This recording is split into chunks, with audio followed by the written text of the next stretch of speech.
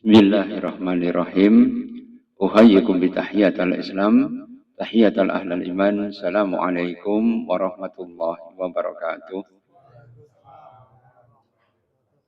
Alhamdulillahilladzi allafa baina qulubina fa asbahna bi nikmatihi ikhwana.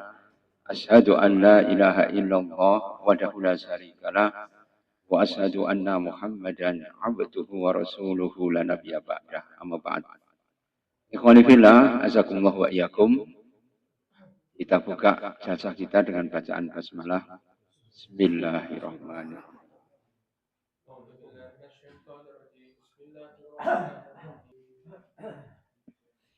Alhamdulillah, segala puji kita haturkan kehadirat Allah Azza wa Jalla yang telah memberikan nikmat yang luar biasa pada kita semua, sehingga insyaallah pada sore hari ini kita bisa bermuajahah thalabul ilmi dalam keadaan sehat walafiat.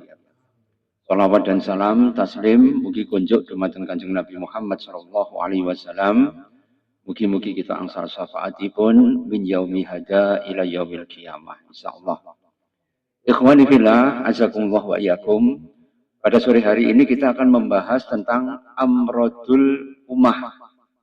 Ya, amrod itu apa? Penyakit ya yang menjangkiti umat Islam. Jadi ma'asyiral muslimin, inti daripada amrodul ummah atau penyakit umat itu adalah al-infiradiyah. Al-infiradiyah itu artinya apa? Individualistis. Nafsi sing dipikirne awake dhewe. Karena itu ikhwani fillah, infiradiyah ini sebenarnya menyalahi sunatullah. Karena hampir seluruh alam semesta ini, ya ini berhubungan connecting antara satu dengan yang lain. Nokia akhirnya bangkrut ya dengan connecting people itu ya. Tapi akhirnya juga bangkrut juga ya. Karena apa? Tidak bisa memainten hubungan antara manusia satu dengan manusia yang lain. Kalau jenengan melihat, ya semut itu ketika kemudian menemukan sebuah makanan, maka dia mengeluarkan feromon yang disebar ya pada seluruh tempat itu, sehingga teman-temannya, ya, semut prajurit itu bisa mengikuti. Dan mereka itu ada yang menjadi pengasuh. Ya. Hiker itu ada, dari semut yang khusus mengasuh para bayi ada. Yang melayani ratunya juga ada. Yang menjadi farmer, ya, farmer itu apa? Yang menjadi petani juga ada. Dan dia itu kemudian memastikan ventilasi itu bisa masuk. Supaya apa? Tidak pengap di dalam sarang tadi. Sehingga akhirnya mereka bisa menumbuhkan. Itu jamur itu untuk tambahan makanan pada waktu musim kering. Jadi kalau jenengan melihat semut yang sekecil itu sudah mempunyai amal jama'i. Karena itu kenapa di dalam Islam itu innallaha yuhibbul ladzina yuqatiluna fi sabilihi shaffan ka'annahum bunyanun marsus. Sesungguhnya Allah itu mencintai hambanya kalau berjuang di jalan Allah Subhanahu wa taala shaffan. Itu seperti ya, bangunan yang kokoh. Kal bunyanun marsus, yaitu seperti bangunan yang kokoh. Shaffan di dalam satu shaf yang kuat. Artinya apa? Ma'asyiral muslimin, al-mu'min lil mu'min kal bunyani yasudu ba'dhum ba'dan. Antara mukmin satu dengan yang mukmin yang lain itu kal bunyan, seperti bangunan yang kokoh. Yasudu ba'dhum ba'dan, menguatkan satu dengan yang lain. Kalau Islam itu diibaratkan rumah, maka pondasinya itu akidah dan keyakinan. Sedangkan pilar dan temboknya itu adalah ibadah dan akhlak. Sedangkan mu'ayyidatnya, penguatnya, sehingga akhirnya rumah itu tidak rusak kalau tertimpa hujan atau tidak lekang terhadap panasnya matahari, maka harus ada atap. Nah, atap itu adalah dakwah wal jihad. Untuk melindungi supaya ibadah, akhlak, keyakinan kita itu enggak terjerabut. Sehingga rumah tetap utuh. Sebuah rumah kalau enggak dipelihara, ikhwanifillah, susu ya bobrok. Ya benda. Nanti ada penampakan. Karena apa? Sesuatu yang kosong itu mesti akan diisi dengan ya entitas yang lain. Karena itu ikhwanifillah, azakumullah wa iyyakum, maka di alam semesta itu hampir semuanya itu ya terhubung satu dengan yang lain. 1815 di Tambora itu yang meletus Gunung Tambora. Saking dahsyatnya letusan, satu tahun itu dunia tidak ada musim. Musim panas itu ya, suhunya turun menjadi 2,5 derajat Celcius. Itu musim panas. Akibatnya apa?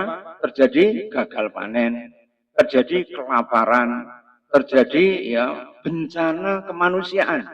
1815 waktu itu Napoleon sedang mengirim pasukannya itu dari Perancis ke Rusia untuk menyerang Rusia. Tapi di tengah jalan terjadi adanya badai salju yang hebat, maka banyak sekali tentara Perancis itu yang meninggal di jalan. Karena apa? Ya karena ya terjadi hujan salah mongso tadi. Jadi kemudian ya terjadi musim dingin yang sampai 1 tahun. Gara-gara apa? Gunung Tambora meletus. Dan tahukah jenengan, Gunung Tambora itu meletus karena apa? Pertikaian di antara kerajaan Islam di situ. Ada 3 kerajaan. Yang ketiga itu bertikai masalah bagaimana melaksanakan Islam secara baik. Bukannya mereka itu mengundang ulama, malah kemudian mereka itu saling engkel-engkelan, ya, membenarkan pendapatnya sendiri-sendiri. Ini namanya apa? Infirodiyah. Infirodiyah itu apa? Merasa dirinya yang paling baik, yang paling benar. Karena itu kalau dakwah itu kemudian nafsi-nafsi, ujung-ujungnya apa? Ya, mesti akan hancur sendiri. Jadi antum ketika diajak berdebat, berjidal, atau engkel-engkelan, kok kemudian ujung-ujungnya itu dakwahnya itu bukan ilallah, tapi ilaina kepada golongannya, atau ilayya kepada dirinya sendiri, atau ilal firqah atau kepada ajaran tertentu, ya, atau ila ghairil Islam atau di luar Islam, maka jenengan tawakuf, diam saja, nggak usah dibalas dengan debat yang sama. Karena apa? Melelahkan. Yang kedua, tidak ada hasilnya. Yang ketiga, ujung-ujungnya mesti perpecahan. Ya, karena apa? Kalau sesuatu itu kemudian diperjuangkan itu hanya tujuan sesaat, pragmatisme, ujung-ujungnya kita nanti akan lelah di tengah jalan. Bukannya ikhlas, maka lillah itu berubah menjadi lelah. Karena itu ikhwanifillah, penyakit yang paling berbahaya di umat itu adalah al-infiradiyah. Al-infiradiyah penyakitnya terbagi menjadi 2. Yang pertama yaitu adalah secara maknawiyah, moralitas. Ya, secara maknawiyah. Kemudian yang kedua secara operasional atau amaliyah. Jadi infiradiyah itu bisa moralitas, yang kedua bisa amaliyah atau ya operasionalisasinya dalam kehidupan sehari-hari. Kemudian yang moralitas, ya, penyakit yang pertama yaitu adalah infialiyah. Infialiyah itu apa? Gampang ya, emosi ya gitu. Mengedepankan apa? Mengedepankan perasaan. Jadi Allah itu menurunkan Quran dan Sunnah dalam rangka supaya kita itu mengikuti. Supaya apa? Hawa nafsu kita sesuai dengan Sunnah Rasul. Bahkan Rasulullah mengatakan, la yu'minu ahadukum hatta yakuna hawahu taba'an lima jitu bihi. Tidak beriman seseorang sampai hawa nafsunya itu mengikuti apa yang aku bawa, yaitu sunnah. Tapi kalau mengikuti yang lain, ujung-ujungnya apa? Infialiyah. Infialiyah itu apa? Yaitu serampangan. Ya. Sing penting dia itu kemudian spontanitas perasaan. Ini berbahaya sekali. Kalau kemudian seseorang itu kemudian ketika berdakwah kok spontanitas, ujung-ujungnya apa? Mesti menimbulkan konflik nanti. Aksi, agitasi, pasti akan ada reaksi. Itu PKI kan begitu dulu ya. Pasti mereka itu agitasi dan provokasi. Ujung-ujungnya apa? Mungkin reaksi. Dan kalau sudah ada reaksi, maka kemudian mereka itu ya saling kemudian mengkonflikkan satu dengan yang lain. Pemberontakan PKI tahun 1926. Jadi PKI itu berdiri 1920. Ya, dengan memecah syarikat Islam menjadi 2. Syarikat Islam hijau dan syarikat Islam merah. Tapi belum sampai 6 tahun mereka sudah melakukan pemberontakan. Dan pemberontakannya itu di Prambanan. Dan kemudian yang diojo-ojoi siapa? Para kiai. Para kiai. Sampai kemudian Mbah Yai sini itu sampai katut ya. Mbah Yai Jatinom dan Mbah Yai Bosokrep itu ada yang sampai dibawa ya keluar Jawa. Hanya gara-gara apa? Ya, gara-gara mereka itu terprovokasi, akhirnya mereka ikut protes. Ketika ikut protes, Belanda kan tidak melihat ini syarikat merah atau syarikat hijau. Yang penting syarikat Islam langsung diangkut semua. Jadi saya curiga bahwa PKI hanya memprovokasi supaya apa? Pemerintah Hindia Belanda itu menangkapi orang-orang syarikat Islam. Paham ya ini ya? Ini salah satu bentuk daripada fitnah yang luar biasa. Kalau mereka itu tidak koordinasi satu dengan yang lain, ujung-ujungnya apa? Gampang digabungkan antara satu dengan yang lain. Gampang dikonflikkan antara satu dan yang lain. Karena itu infialiyah, dakwah yang spontanitas, penjenengan kami sakit menilai ya, kok ada kemudian organisasi yang moro-moro membredel pondok pesantren. Tahu ya mana itu ya? Yang mengambil nama Yakuza itu ya. Itu kalau jenengan bisa melihat, itu kemudian membredel tanpa kemudian berkoordinasi dengan aparat keamanan. Ujung-ujungnya apa? Menimbulkan banyak sekali gejolak di kalangan netizen. Kalau ini kemudian ya terus menerus, ujung-ujungnya apa? Stigmatisasi buruk terhadap Islam. Oh Islam tidak ngono ta. Ya mana? Oh Islam itu tidak ya keras. Oh Islam itu tidak tanpa kompromi. Oh Islam itu enggak apa? Enggak menghormati hukum dan sebagainya. Ujung-ujungnya kan begitu. Itu namanya apa? Ya, reaksi yang negatif. Reaksi yang positif, ya, kira-kira jenengan bisa melihat antara sabun dengan telek itu menang di. Antum sudah sabunan ya, kok kena telek lencong, kira-kira ambune kuat sabun atau telek lencong? Karena itu talbisul haqqa wal batil, ya percampuran antara yang hak dengan yang batil, kira-kira yang menang yang mana? Ambune kuat sing ndi? Sing batil. Ini tidak bisa dicampurkan antara yang hak dengan yang batil. Karena itu kalau infialiyah, yaitu emosi, ya dakwah kok hanya spontanitas, ujung-ujungnya apa? Tahawur. Tahawur itu apa? Ngawur. Ngawur itu apa? Tidak menggunakan paugeran. Paugeran itu apa? Patokan. Patokan itu apa? Pandom. Wong Jawa jenenge pandom kan menunjukkan jam itu ya. Pandomnya punya gawabit, itu patokannya harus jelas. Patokan kita apa? Wa in tanaza'tum fis sayyin farudduhu ila Allahi wa rasulih. Kalau jenengan bingung ya kembalikan pada Quran dan selesai. Nah, karena itu ma'asyiral muslimin, dakwah ngawur itu ujung-ujungnya apa? Mesti menimbulkan ya, gejolak yang luar biasa di antara umat. Jenengan tahu kasus Tanjung Priok ya? 1984.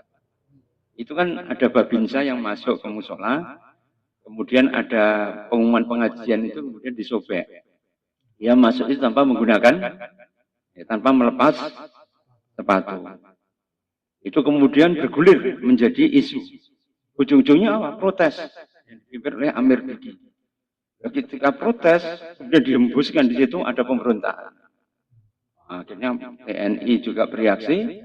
Ya, bisa bereaksi, akhirnya apa? Bentrok, banyak korban. Ya, kenapa seperti itu tadi? Ya, karena tidak sareh. Tahu ya, orang Jawa sareh? Kalau kita melihat itu kalau masuk masjid pakai sepatu, itu kalau sebenarnya zaman Rasulullah kan boleh. Kan? Ya, benda. Orang Rasulullah kalau sholat itu kalau pakai khuf atau sepatu, cuma dibasuh di atasnya. Kan kalau menurut fikih sebenarnya enggak apa-apa. Kalau orang itu berilmu, kan artinya dia sabar kan? Ya, tapi kalau kemudian diojok-ojoki, diprovokasi, kira-kira nesu apa enggak? Ya nesu, ma'asyiral muslimin. Ujung-ujungnya apa? Bentrok. Dakwah menjadi apa? Ghairul muntijah, tidak produktif sama sekali, menimbulkan korban, bahkan dendam sampai sekarang hanya gara-gara apa? Qillatul ilmi, kurangnya ilmu. Nah, karena itu kalau kita melihat perang di Ambon kemarin, antara ya Aceng dan Obed itu ya, Aceng dan Obed itu juga begitu, diprovokasi oleh apa? Ya, yang dulu mereka itu ada yang namanya persaudaraan, Pela Gadong. Pela Gadong itu Kristen Islam itu menjadi saudara. Dulu seperti itu. Sampai mereka terteran makan, ya saling menghormati, saling pulung, gotong royong itu baik. Hanya kemudian ada fitnah, ya kemudian nggak ditabayuni secara baik, terjadi perang Maluku tahun 90-an. Mungkin masih ingat ya. Itu karena apa? Salah paham.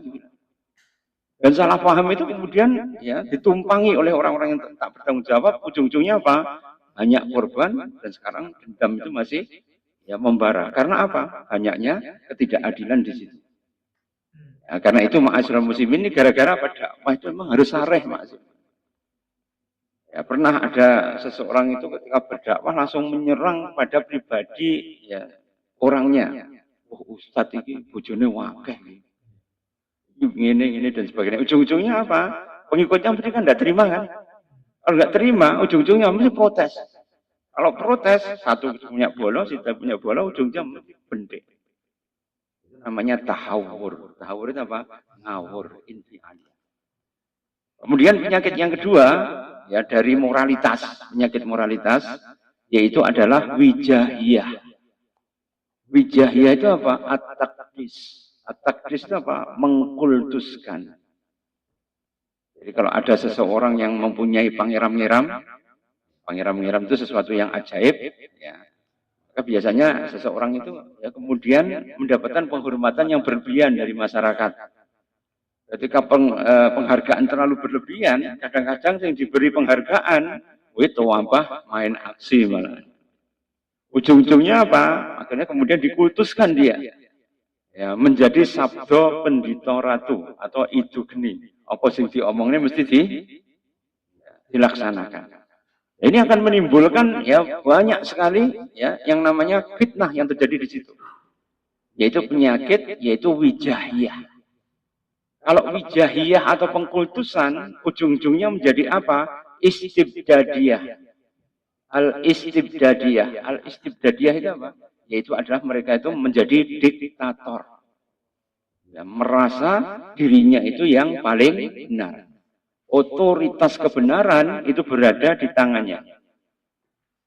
Jadi ma'asyiral muslimin, ikhwafillah azakumullah wa iyyakum. Jadi penyakit yang kedua dari moralitas yaitu kalau mereka itu ya mengkultuskan seseorang. Kalau sudah dikultuskan, ini biasanya mereka itu punya pengikut. Ya. Karena itu Hadratus Syekh Hasyim Asy'ari ketika mendirikan Jami'ah Nahdlatul Ulama, maka beliau itu ketika ada beberapa muridnya yang meminta, saya harus masuk thariqat mana? Ya Syekh, ya Naqsabandiyah kah, Satariyah kah, ya, atau kemudian masuk ke dalam Saziliyah, karena dulu yang besar itu. Seperti misalnya Termas itu adalah pusatnya Saziliyah. Nanti pindah di Tulungagung, ya, itu dipegang oleh Pak Yai Takim itu, akhirnya kembali pusatnya dari Termas ke Tulungagung. Naqsabandiyah juga begitu. Ya, itu mempunyai pengikut yang banyak. Sataria itu tasawufnya ya para pengikut Pangeran Diponegoro, bayangkan kan besar-besar kan itu. Nah, itu kalau kemudian mereka itu ya berdakwah di masyarakat dan kemudian mereka itu tidak tolabul ilmi secara mendalam, warasikhuna fil ilmi, mereka tidak mendalami ilmu secara kuat, ujung-ujungnya apa? Gampang terpengaruh. Maka seseorang itu yang kemudian dikultuskan, oh ini loh, bahaya ini tadi ketika kemudian khotbah itu mecah menjadi 4. Satu di masjid A, satu di masjid B, satu di masjid C, satu di masjid B. Nah, cerita seperti itu akan membuat orang menjadi apa? Oh, menjadi ngedap. Ternyata dia punya kesaktian ini, begitu, dan seterusnya. Ujung-ujungnya apa? Orang menjadi takut. Kalau orang itu ya mengkultuskan, ya dikultuskan baik oleh ya masyarakat mau mengkultuskan dirinya sendiri. Ini penyakit kalau mereka itu kemudian berdakwah secara infiradiyah. Secara moralitas mereka jatuh ke dalam yang namanya ya wijahiyah. Kalau sudah wijahiyah mengkultuskan takdis, maka masuklah mereka pada penyakit yang ketiga. Ya. Ketiga itu apa penyakitnya? Secara moralitas iktizaziyah. Iktizaziyah. Iktizaziyah itu apa? Merasa dirinya itu yang paling kuat. Wah, ini repot ini. Merasa dirinya yang paling sekti. Merasa dirinya adalah pusat karomah. Merasa dirinya itu adalah markazul tabaruk. Itu tempat markasnya orang mencari berkah. Ini bahaya sekali ma'asyiral muslimin. Karena apa? Kalau dakwah itu ya bukan ilallah, pasti ya ila ghairullah, pasti kepada selain Allah. Coba kalau jenengan lihat definisi dakwah ya. Dakwah itu definisinya apa? Dakwatun nas ilallah. Mendakwai manusia ya untuk beriman pada Allah. Di situ bukan dakwatul makhluk, bukan makhluk kan nanti hewan ya didakwai, jin ya juga kan gitu ya. Tapi dakwah itu apa? Objeknya dakwatun nas ilallah. Itu dakwahnya seseorang untuk menghantarkan manusia itu kepada hidayah Allah Subhanahu wa taala. Dengan cara bagaimana? Bil hikmati, dengan cara bil hikmah. Ya, bil hikmah itu apa? Yaitu dengan cara yang paling sholah. Sholah itu yang paling terbaik, yang paling bijaksana, yang paling membuat orang itu menjadi menerima ya hidayah itu secara sukarela. Ya ada ya nafsul mardiyah, yaitu adalah nafsu yang kemudian menerima ridho dengan apa yang kemudian diputuskan oleh Allah dan Rasul. Ini yang paling sulit ini Hakifillah. Karena dakwah itu kalau iktizaziyah merasa dirinya benar, itu penyembahan kepada Allah bisa beralih pada penyembahan ya kepada manusia. Kalau manusia itu dikobrak sakti ya dengan berbagai macam intrik, misalnya pernah bertemu dengan Rasulullah, jagongan dengan Rasulullah, ya, atau kemudian Rasulullah tiba-tiba nyalami dia, atau kemudian cerita-cerita yang kemudian membuat orang itu menjadi ngedap ketika menghadapi si sosok tadi yang kemudian diotorisasikan menjadi seseorang yang kuat, sakti, mondroguno, ya, sumber barokah dan sebagainya. Ujung-ujungnya apa? Tabaruknya itu kemudian beralih daripada Allah Subhanahu wa taala kepada kira-kira kalau orang itu diberikan hadiah, diberikan ya, salam tempel atau ya salam tempel ya, atau diberikan penghormatan yang berlebihan, kira-kira uangnya itu kuat gelayat apa enggak? Orang ikhlas itu kalau dicaci itu tidak tumbang, kalau dipuji tidak melayang. Artinya apa? Tetap istiwa. Ya, istiwa itu sama. Ya, bainal madhi ya antara pujian ya dengan ya, zami yaitu dengan ya cercaan. Dicerca maupun dipuji hatinya tetap sama, ikhlas. Nah, yang seperti ini sulit ya ma'asyiral muslimin. Kalau dakwah ikhlas itu ustadz kiainya harus ikhlas. Kalau kemudian ya kiai atau kemudian ya, ustadznya itu tidak ikhlas, meski nanti ya orangnya itu akan terpecah menjadi berbagai macam ya motif ketika berdakwah. Tentu digambarkan dalam pewayangan tentu ya.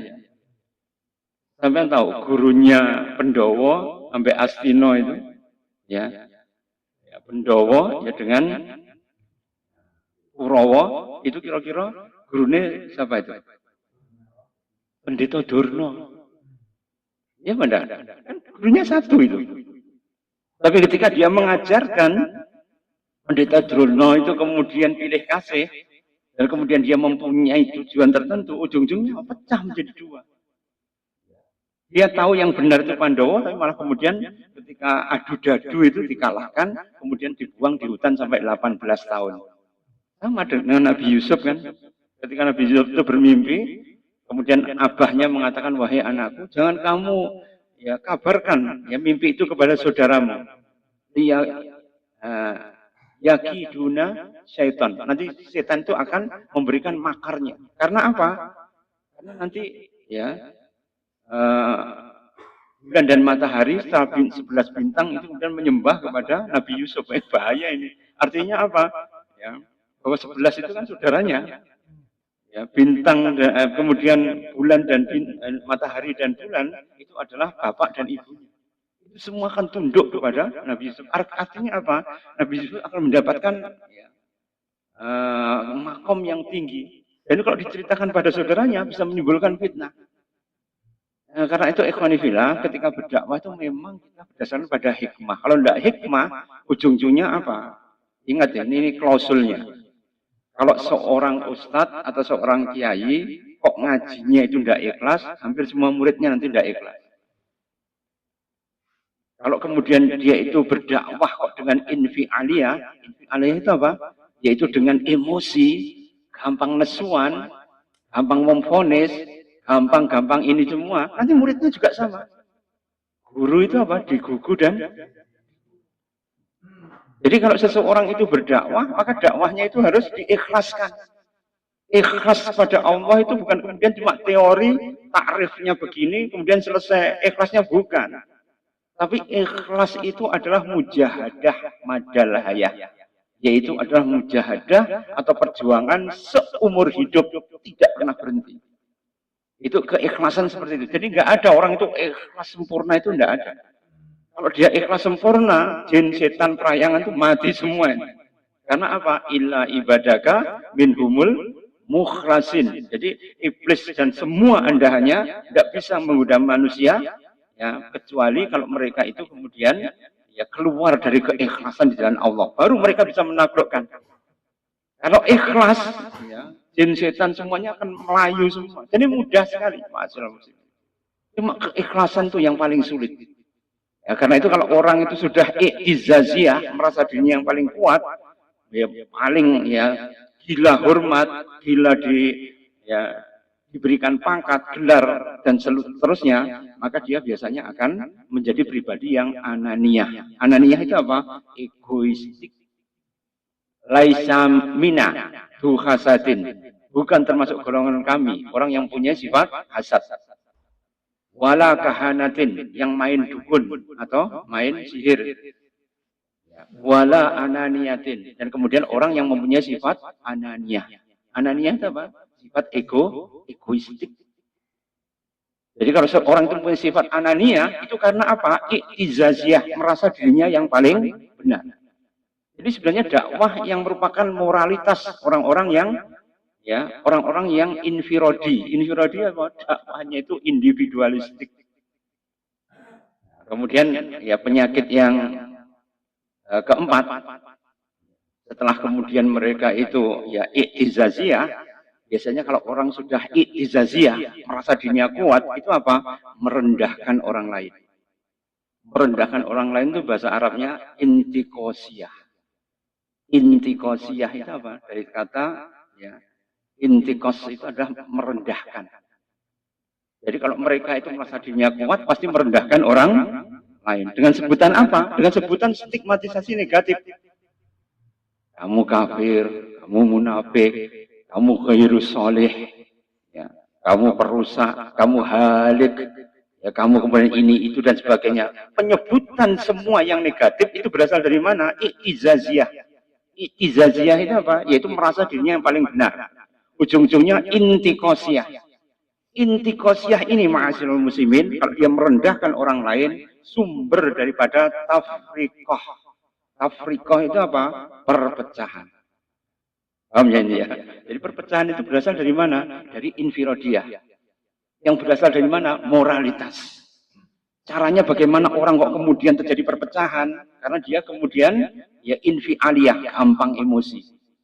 Ya, yang kedua apa? Wijahiyah, mengkultuskan ya, para ya, petinggi daripada yang mempunyai otoritas agama.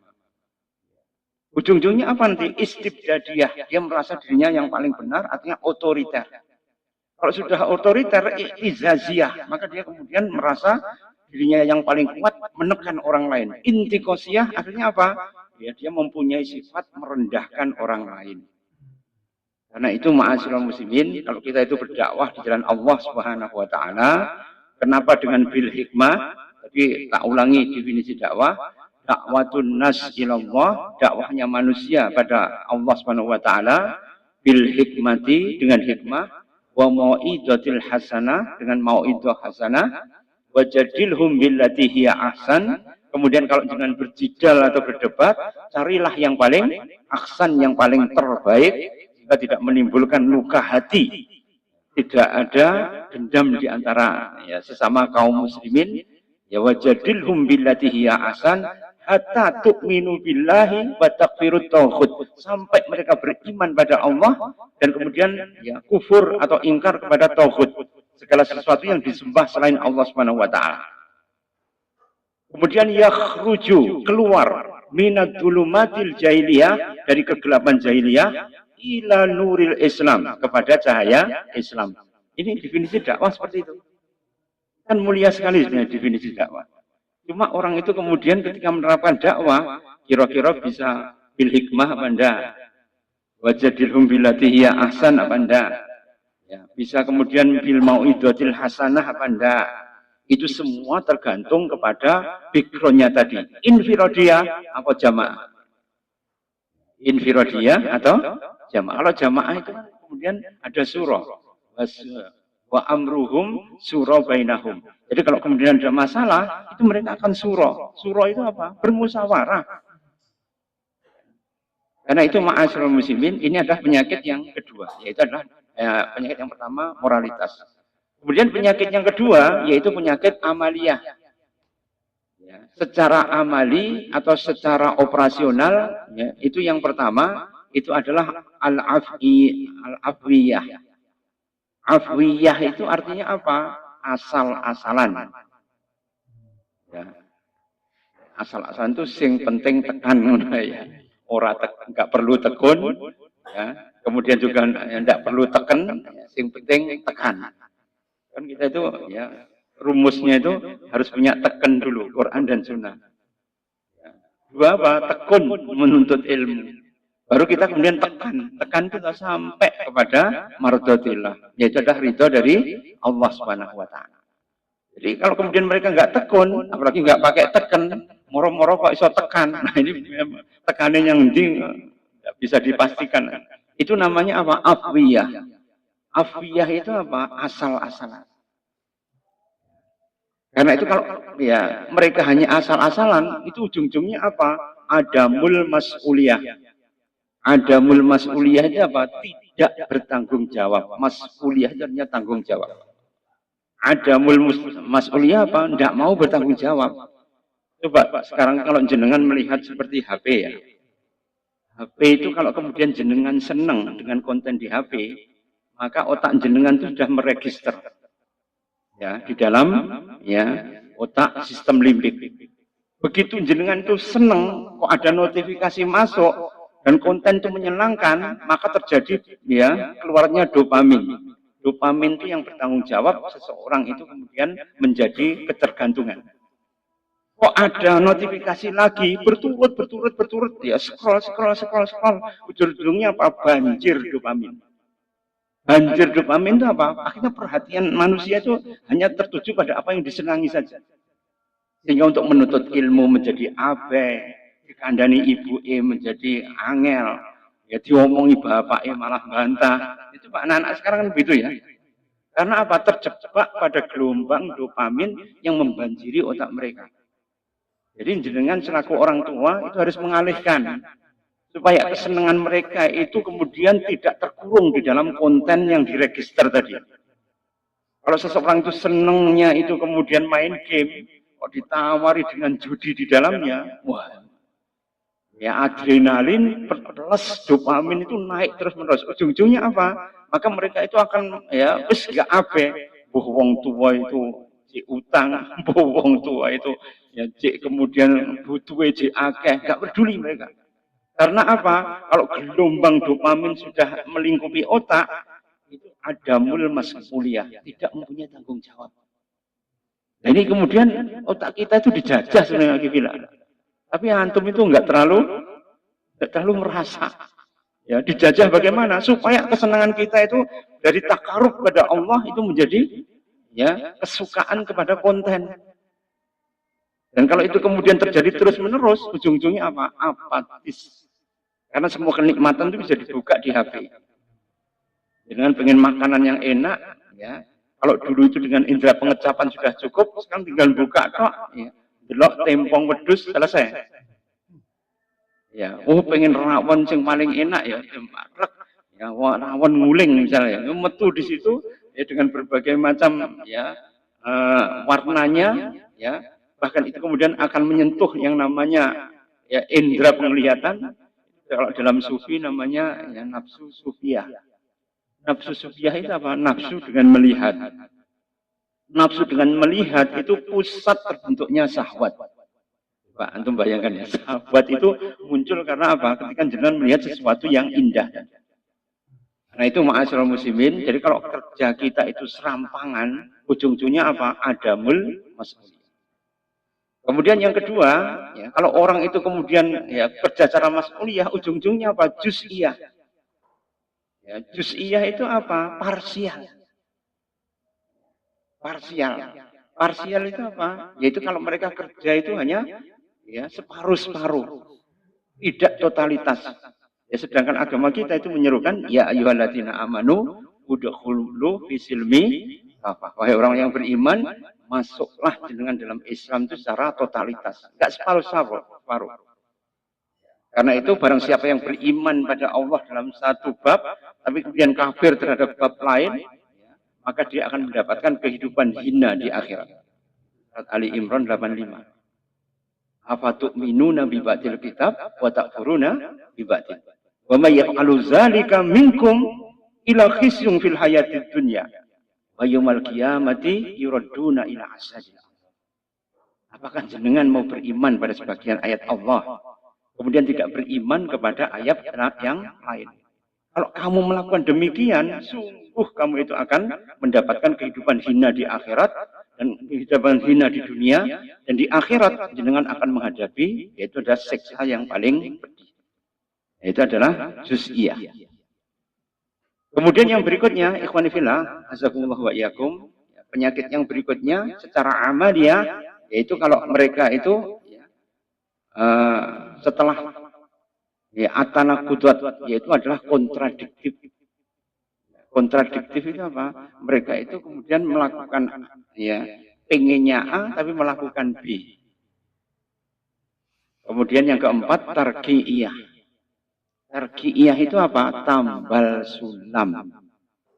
Jadi kalau orang itu kerjanya tambal sulam, ya tambal sulam itu ya sing pokoknya, wah dia nek perjudian, perjudian kabeh. Ini nek musim bal, kabeh dakwah bil bal semua. Akhirnya apa? Ketika kemudian cuma ya separuh jalan, ujung-ujungnya kemudian dakwah itu menjadi tidak totalitas. Karena itu diperlukan yang namanya amal jama'i. Amal jama'i itu apa? Untuk merakit supaya infiradiyah tadi itu menjadi potensi yang bisa menguntungkan dakwah. Kal bunyani yasyudu ba'dun ba'dan, seperti bangunan yang kokoh yang menguatkan satu dengan yang lain. Kalau sekarang kan enggak kan? Kita melihat ya dakwahnya HT, itu yang penting khilafah. Caranya yang penting khilafah. Ya kalau jamaah tabligh itu penting ini ya fadhailul amal, kerjakan ubudiyah ya pasti akan diridhoi oleh Allah. Kalau salafi tegakkan sunnah. Nanti ujung-ujungnya akan ada khilafah sendiri. Tapi FPI yang penting amar ma'ruf dan nahyu anil munkar. Nah, kabeh beda-beda kira iso temu apa ndak? Jadi kalau dakwah itu hanya ngepeni pada sosial tok, ngepeni pada ubudiyah tok, ngepeni hanya kepada amar ma'ruf nahi mungkar tok, atau ngepeni hanya kepada ini tidak sumulia, tidak komprehensif, ujung-ujungnya apa? Tafriqah. Pasti mereka saling mengagulkan pendapatnya satu dengan yang lain. Pasti tidak sarujuk. Ya benda. Kira-kira sarujuk apa ndak? FPI wah iya wedi getih ngono kuwi. Amar ma'ruf kan kudune kan ngene. Ya tapi yang lain ya yang mungkin jadi jamaah tabligh aja ngono to. Sing penting sampean itu ibadah, sisi basirohnya akan timbul, sehingga timbul akhlak yang mulia. Ujung-ujungnya apa kan enggak sarujuk nanti. Apalagi kalau kemudian wis yang penting tinggalkan politik. Karena apa? Politik itu kotor. Nah, kalau politik kotor enggak enak sing ngresiki, sing mlebu politisi kotor semua. Kira-kira nanti ya peraturan yang timbul terus gimana? Peraturan yang keluar kan semua peraturan yang ngawur nanti. Karena apa? Enggak ada yang memandu. Karena itu dakwah itu harus di semua lini, ma'asyiral muslimin. Ya. Dari ujung negara sampai yang paling bawah, itu harus kemudian dakwah itu harus samilah, mutakamilah, komprehensif. Dan tidak boleh ya parsial. Parsial apa? Juz'iyah itu tidak boleh terpecah-pecah. Kalau terpecah-pecah, jelas itu juz'iyah. Karena itu banyaknya kaum muslimin yang berdakwah dengan berbagai macam orientasi dan tujuan, maka tugas mereka sebenarnya cuma satu, apa? Ta'awun. Ta'awunnya apa? Saling bekerja sama. Ekonomi misalnya, Al-Arqam kan ekonomi kan ya, di Malaysia itu ya piawai di dalam ekonomi. Gunakan bagaimana supaya mereka itu Muhammadiyah misalnya mempunyai amalan sosial ekonomi Aum itu amal usaha Muhammadiyah banyak sekali. Gunakan untuk mencerdaskan masyarakat. di NU misalnya, dia mempunyai banyak basis massa, grassroots yang mereka itu kemudian ya bisa ya menjadikan mereka itu menjadi ya orang-orang yang awam sekali. Tapi mereka dakwahnya dengan mungkin tahlilan, hanya dengan ya barzanjen dan sebagainya sudah cukup. Tugas kiai di NU harusnya memberikan penyadaran pada mereka, di-upgrade supaya mereka itu kemudian paham pada Quran dan Sunnah, di-upgrade supaya mereka itu mengetahui ilmu tentang Islam, di-upgrade mereka mempunyai ilmu tentang fikih, dikuatkan supaya mereka itu mempunyai tasawur Islam yang wadih. Wadih itu apa? Yang jelas. Tidak dilakukan lagi bilang. Ya, malah ketika kemudian ketemu itu malah gabrusan tidak karuan. Karena apa? Hanya memperebutkan ya kepentingan dunia.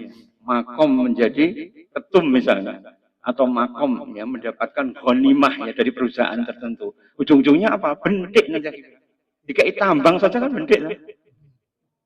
Baru tambang loh, kayak tambang itu tambang tilas Susan. Oh ya tilas, isinya bisa enek. Ya, tinggal sedikit. Kalau dieksplorasi itu ya jumlahnya cuma sedikit saja. Itu pun ya menjadi rebutan yang enggak karuan. Namanya rebutan pepesan kosong.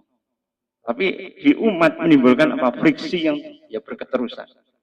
Karena itu ma'asyiral muslimin, infiradiyah itu lawannya adalah al-jamaah. Nah, jamaah itu supaya amalnya mentes itu harus ada yang namanya amal jama'i, yaitu beramal secara bersama. Kalau kemudian kaum muslimin mempunyai ya sifat yang berbeda-beda, carilah persamaannya. Loh, nanti talbis, nanti mencampur adukkan.